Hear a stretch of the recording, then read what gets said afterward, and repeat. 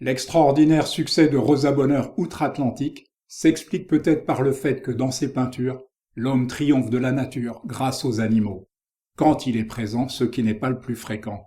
Elle fut une peintre animalière spectaculaire, capable non seulement de restituer le jeu des muscles sous la peau, le poil, la laine ou les plumes, mais aussi de donner à chaque animal une personnalité unique entre singularité physiologique et psychologique. Dans l'Amérique du milieu du XIXe siècle, celle des pionniers qui s'aventuraient toujours plus vers l'ouest et le nord-ouest, son art ne pouvait que fasciner.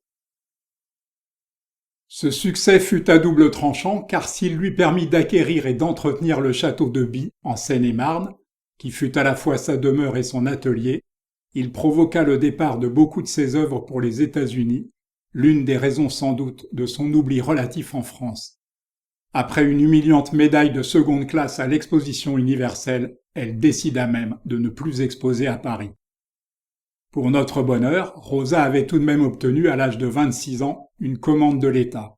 Aujourd'hui exposée au musée d'Orsay, le labourage nivernais est à mon sens son œuvre majeure.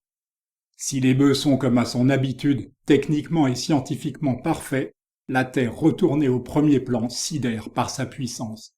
Aucun peintre avant elle n'avait réussi à lui donner cette vérité. Une autre de ses grandes machines, le marché aux chevaux, lui permit d'accéder à la célébrité. La toile, qui mesure 5 mètres sur 2 mètres 50, est une sorte de morceau de bravoure, de brevet spectaculaire de la peinture animalière. Et j'aime cette paire de bœufs attelés, dont on voit à leur mufle baveux qu'ils sont peints après l'effort. Ni la boue dans laquelle ils patientent, ni l'orage qui menace ne peuvent entamer leur placidité. Les œuvres de jeunesse sont émouvantes parce que, nonobstant leur académisme et leur couleur conventionnelle, on y perçoit aisément le potentiel artistique de Rosa et sa sensibilité singulière aux animaux. Regardez cette bergère avec sa chèvre et ses vaches, peinte à l'âge de 20 ans. Malgré le soin apporté à la petite gardienne, à ses vêtements et à son attitude, ce sont les bêtes qui débordent de vie. Né dans une famille d'artistes, dont un père qui s'était lié d'amitié avec Goya, alors exilé à Bordeaux, un frère et une sœur qui seront peintres et un autre sculpteur, Rosa apprit à l'âge de 8 ans, de la bouche de l'homme qui avait adopté sa mère et sur son lit de mort, qu'il était son véritable géniteur. Loin de s'en affliger, elle utilisa plus tard la petite noblesse de l'homme en question pour se prétendre de sang royal. Peu de purs paysages dans l'œuvre de Rosa Bonheur, et c'est bien dommage. J'aime particulièrement cette chaumière où s'exprime, davantage que dans ses représentations d'humains, sa nostalgie de la famille.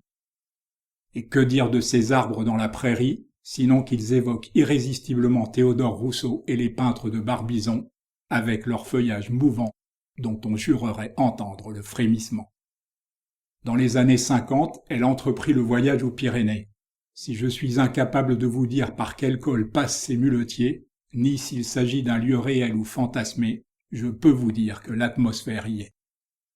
Une dizaine d'années plus tard, un autre voyage en Angleterre et en Écosse avec sa compagne Nathalie Mikas lui fournira la matière idéale pour de nombreuses toiles, ceci jusqu'à la fin de sa brillante carrière. Rosa Bonheur aima les honneurs, les médailles et surtout vendre ses toiles à ceux qui en avaient les moyens, mais elle fut d'une telle discrétion sur sa vie privée que c'est à peine si elle souleva quelques murmures.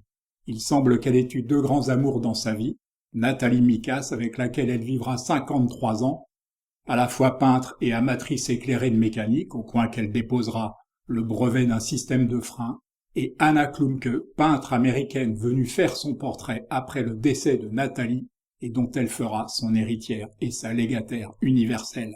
Les 3 femmes reposent ensemble au cimetière du Père-Lachaise.